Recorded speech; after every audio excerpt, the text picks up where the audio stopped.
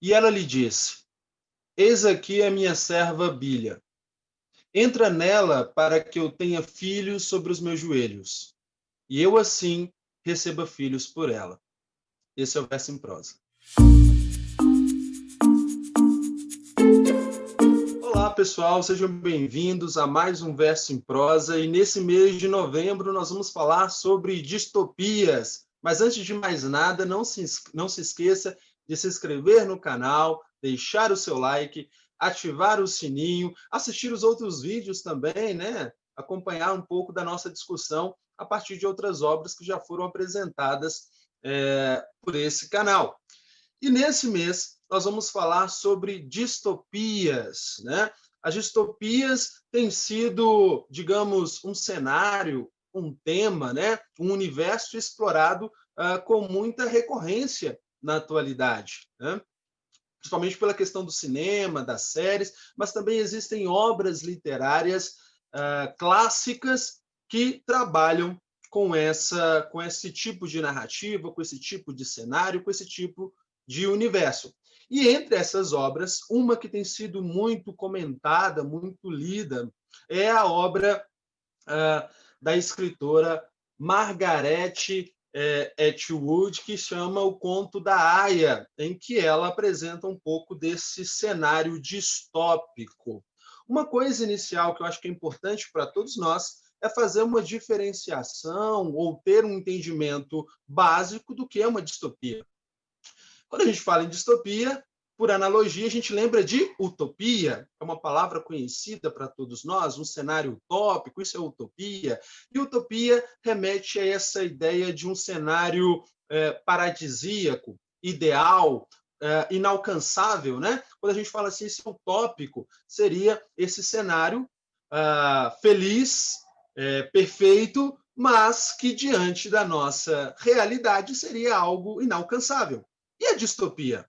A distopia estaria nesse contraste com a utopia, mas não sendo esse cenário tão feliz, mas sim um cenário de dificuldades, de problemas, de opressão, de autoritarismo, né? Então, a distopia, utopia, ela traz na sua raiz, né, etimológica, a noção de um não lugar.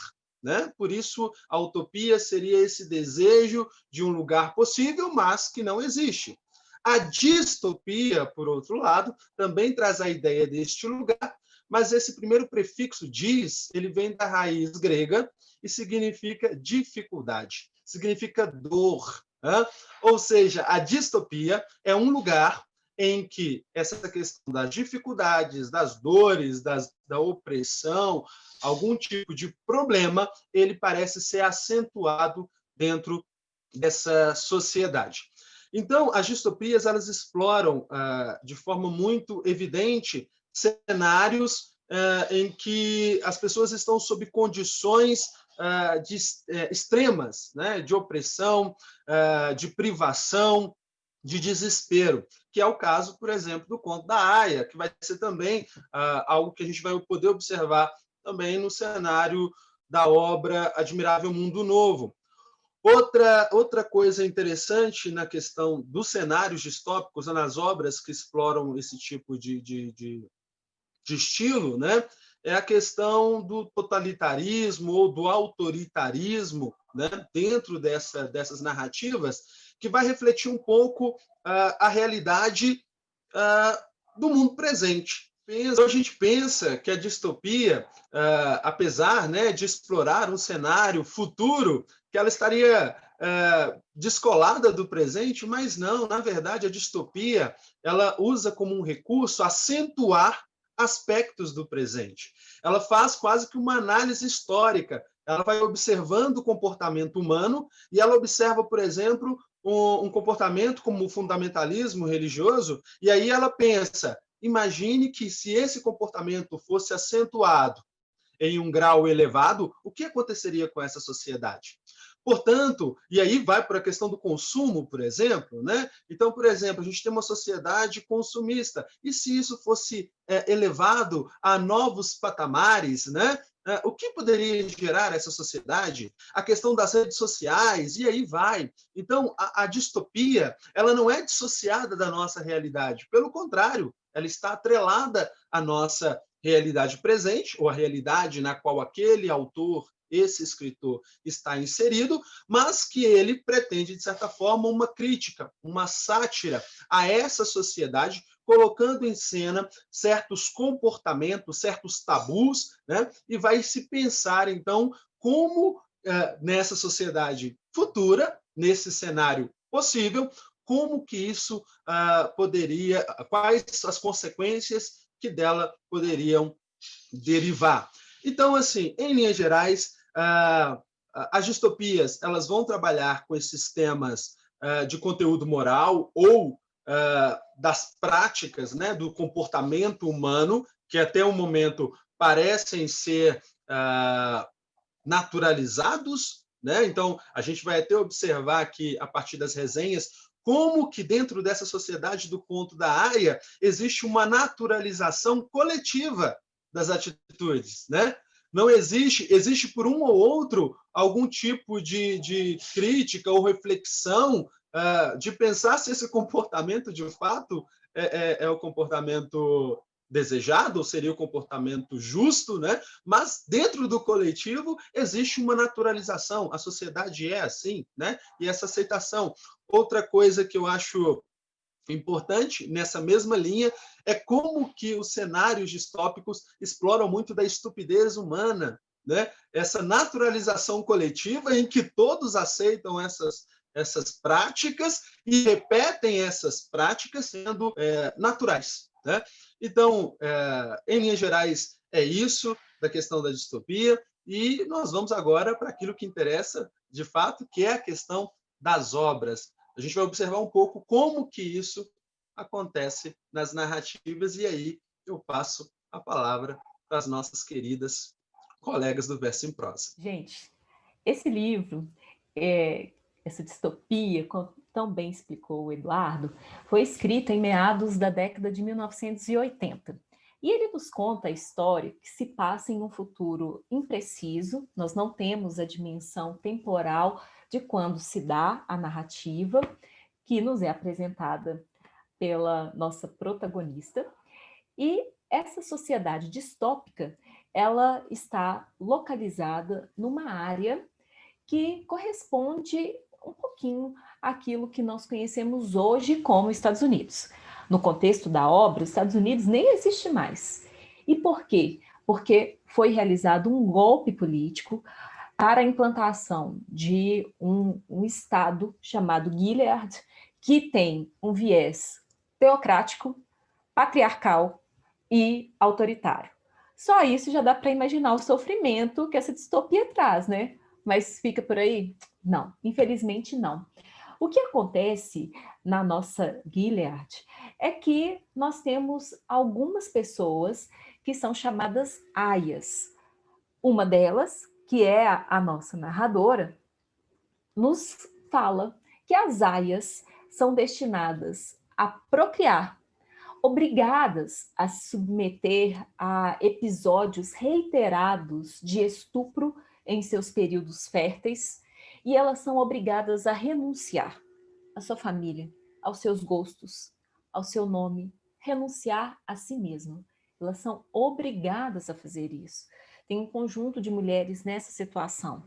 E em relação à nossa personagem, como ela renuncia até mesmo ao nome, vejam que nós a conhecemos pelo nome de Offred.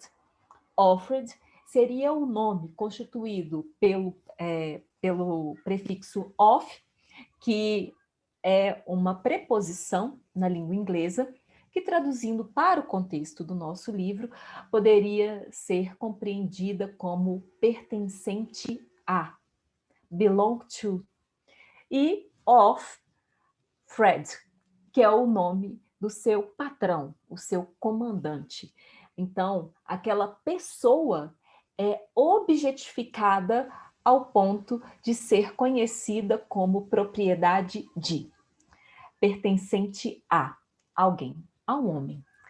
Bom, A nossa personagem principal é, como disse a nossa narradora, narra em primeira pessoa o livro. Nós temos a percepção de como é essa Gilead a partir do olhar dela, e ela nos traz algumas características dessa sociedade tão violenta. Além disso, ao longo da narrativa, ela nos traz também informações a respeito de sua própria história e dos eventos que antecederam a instauração desse caos, a instauração desse mundo tão opressor, no qual as mulheres, todas as mulheres, são colocadas em um papel de subordinação, de inferioridade, ora mais, ora menos. Além disso, para fins de resenha, eu posso dizer para vocês que nós temos um retrato até bastante fiel do que é contado no livro, na série O Conto da Aia, e lá na série vai-se além, porque a primeira temporada é sim um retrato bem fiel ao que ocorre no livro, mas com acho que com alguns apelos, né, claro, mais midiáticos, entre eles algum tipo de humanização das personagens, o que nós não vemos aqui na obra. Bom, quem vai falar um pouco mais sobre essa estrutura social e nos dar mais informações sobre essa Gilead tão estranha é a Flávia. Bom, essa história, como a Bárbara já disse, se passa em um estado totalitário e teocrático, e ao longo do livro vemos que as mulheres são as principais vítimas dessa realidade, porque são constantemente suprimidas e sufocadas por esse sistema, essa forma de governo, que vê de uma maneira muito inadequada e exacerbada alguns conceitos do Velho Testamento. A Raquel daqui a pouco vai falar um pouco sobre as proibições desse livro, mas eu já adianto que são muitas. Para começar, não existem advogados. Afinal, ninguém naquele espaço tem direito à defesa. Pessoas que são consideradas criminosas, elas são fuziladas e os corpos são pendurados em um local público chamado muro para servir de exemplo. Eu sei que falando assim, parece que eu estou falando do passado. Vocês já ouviram algo parecido, mas não. É realmente uma distopia esse livro. Para merecer tamanha punição não era preciso muito. O fato de você querer cantar alguma música com a palavra liberdade, por exemplo, já era um motivo de zelo, né? Você tinha que ficar com medo porque te colocava em risco. Falando um pouquinho dos homens, eu vou destacar dois tipos principais aqui. Os comandantes, que eram os efetivos donos do poder, eram os responsáveis por reproduzir nas aias, né? Eram donos da casa, inclusive, onde as aias ficavam. Além disso, haviam outros homens, que não eram os comandantes, e que serviam como uma espécie de funcionários, de cadeiros, faziam um serviço mais pesado dentro da casa, como jardinagem, lavar o carro. Bom, em relação às mulheres, que lembrando, não tinham direitos nenhum, eram totalmente categorizadas. A gente vai falar um pouquinho de cada uma delas, começando pelas aias, que já foi bem explicado, que eram essas mulheres que não tinham nome e pertenciam ao governo e eram exclusivamente destinadas a procriar de acordo com a vontade de Deus. Temos também as martas, que eram as responsáveis pelos serviços domésticos lá na casa dos comandantes, então lavavam, cozinhavam, passavam, e davam um certo apoio, não emocional, nem de empatia, às aias, mas no sentido de servi-las também. As aias não faziam nenhum serviço deles, porque eram realmente destinadas só para a procriação. Temos também as esposas, que são as esposas dos comandantes. São as mulheres que não podem gerar filhos e por isso precisam da presença das mulheres aias na casa. Bom, essas mulheres esposas têm um poder muito limitado, né? São administradoras da casa, mas com um poder muito limitado. Afinal, quem manda, né, nisso tudo e quem tem o poder principal são os homens.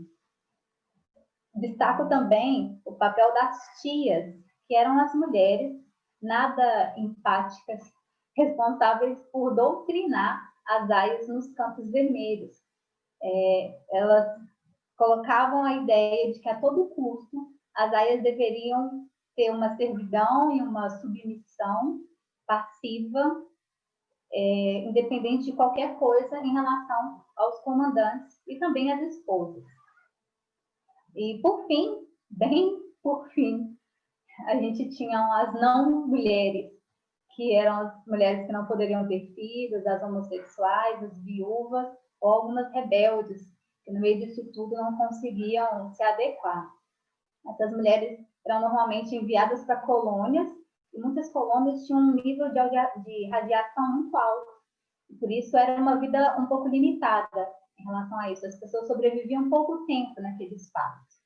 Além dessas mulheres, as não mulheres eram também consideradas aquelas que, no passado, antes desse Estado se estabelecer, tinham relacionamentos extraconjugais ou se envolveram de alguma forma com homens casados ou viúvos ou já divorciados, que é o caso da Offred, da nossa protagonista. Através desse cenário, nessas não mulheres, elas eram selecionadas para ficar nos centros vermelhos, para virarem as famosas aias. Bom, além de todos os abusos gerados por esse extremismo, o que mais assusta é a falta de empatia de algumas mulheres que tinham um mínimo de poder, como, por exemplo, as tias, que, para se manter com esses certos privilégios e esse status social, eram capazes de subjugar e maltratar as outras mulheres, como as aias, por exemplo. Esse egoísmo era alimentado pelos controles de gestão e pelas proibições da sociedade. E a Raquel vai falar um pouquinho sobre isso com a gente. Então, pessoal, agora eu vou falar um pouquinho sobre esses controles, proibições nessa sociedade, onde se passa a narrativa do conto da Aia, nessa República de Gilead. Vale destacar que era um Estado teocrático fundamentalista. E olha que engraçado. No início do vídeo, nós vemos o Eduardo falando um pouquinho dessa distopia, que às vezes estaria um pouco longe da gente, é algo extremado. Se a gente for lá na resenha do livro da Malala, o Talibã queria o quê? Um Estado fundamentalista. Era uma visão radical, né? É uma visão radical extremada do Alcorão. Que a ideia era o quê? Criar esse Estado fundamentalista islâmico. Aqui a gente tem um Estado fundamentalista cristão. E essa obra, inclusive, foi baseada também na Revolução Iraniana. E aí, gente, aqui a gente tem no conto da Aia, nós temos uma interpretação radical da Bíblia. Aqui, como eu já falei, o fundamentalismo era cristão. E no início, quando acabou o Congresso nos Estados Unidos, né, essa sociedade passou por essa revolução, nós tivemos os jornais foram censurados, foram criadas barreiras, as mulheres não poderiam mais trabalhar, perderam seus salários, tudo ligado ao sexo e ao prazer foi ou fechado ou proibido, nada era permitido nessa sociedade. Então, como eu falei, as maiores restrições e controles dessa sociedade estavam ligadas às mulheres, que de repente, perdendo todos os seus direitos, suas garantias, não tinha mais sua liberdade. As mulheres não poderiam mais trabalhar, estudar e ter autonomia sobre suas decisões. Eram escravos sexuais. E é interessante que, inclusive, as aias não podiam ler, nem mesmo a Bíblia. Elas deveriam o quê? Aprender de acordo com o que o comandante falava. Elas não tinham liberdade de ler. Nada era dado a essas mulheres. E aí, eu queria ler uma passagem do livro que fala sobre a questão da liberdade, né? Que uma das tias estava falando para a nossa Offred. Existe mais de um tipo de liberdade, dizia a tia Lídia. Liberdade para a faculdade de fazer ou não fazer aquela coisa. E liberdade de, que significa estar livre de alguma coisa. Nos tempos da anarquia, era liberdade para. Agora, a vocês, está sendo concedida a liberdade de, não a subestima. Então, era uma liberdade privada, né? Você tinha que seguir dado. E aí tem uma outra passagem que é muito interessante, quando ela vai falar, inclusive, do próprio corpo. Ela falava, eu costumava pensar em meu corpo como um instrumento de prazer, um meio de transporte ou implemento para a realização de minha vontade. Eu podia usá-lo para correr, para apertar botões, deste ou daquele tipo, fazer as coisas acontecerem. Havia limites, mas meu corpo era, apesar disso, flexível, único, sólido, parte de mim. Agora a carne se arruma de maneira diferente. Sou uma nuvem, congelada ao redor de um objeto central, com o formato de uma pera, que é duro, mas real, do que eu, incandescente vermelho dentro do seu invólucro translúcido. E uma das questões que, inclusive, a Bárbara relatou, era que as aions serviam unicamente, eram exclusivas para a reprodução. E como que isso acontecia, né? Era um dia que acontecia aquele ato sexual, que era extremamente violento. Quem lê o livro é uma parte que você gera até aquele nó na garganta, porque causa, assim, muita raiva. Como é que pode uma sociedade dessa, em que a mulher tem que se sujeitar, né, a ter uma relação sexual totalmente forçada? E tem uma parte aqui do livro, inclusive, né, que fala: talvez nada disso seja a respeito de controle. Talvez não seja realmente sobre quem pode possuir quem pode fazer o quê, com quem e sair impune, mesmo que seja até levar à morte. Talvez não seja sobre quem pode se sentar e quem tem de se ajoelhar ou ficar de pé ou de se deitar, de pernas arreganhadas. Talvez seja sobre quem pode fazer o que com quem e ser perdoado por isso. Nunca me diga que está no mesmo. E aí, gente, o mais interessante dessa sociedade é que, além do controle, né, do próprio Estado, a gente tinha um controle entre as próprias pessoas. Não tinha esse vínculo de amizade, de conversa, era algo tão imposto que as pessoas tinham que se controlar suas vontades, tinham que seguir tudo que aquele Estado fundamentalista mandava ou ordenava, e todo mundo fiscalizava todo mundo.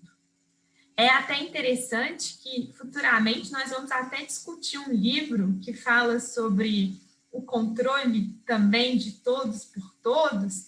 Enfim, são essas obras distópicas que a gente acha que está muito longe da gente, mas eu trouxe aqui alguns exemplos que a gente consegue verificar na prática. Bom, esse foi o nosso Verso em Prosa sobre o conto da Aya. Aconselho todos a ler. É um livro extremamente importante. E gostaria de pedir para que vocês curtissem esse vídeo, compartilhassem com seus familiares e amigos e não deixassem de seguir o Verso em Prosa aqui no YouTube e lá no nosso Instagram, Verso em Prosa Literatura. Então, esse é o vídeo e até mais!